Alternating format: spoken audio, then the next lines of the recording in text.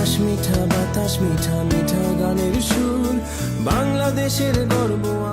আমার কাছে গতবার আর এবারের মধ্যে যে ডিফারেন্স বাট আই সি যে এবারের টিমটা আমার কাছে মনে হয়েছে যে আরো বেশি ইউনাইট এবং তাদের যেই টিম স্পিরিট বা যেই ধরেন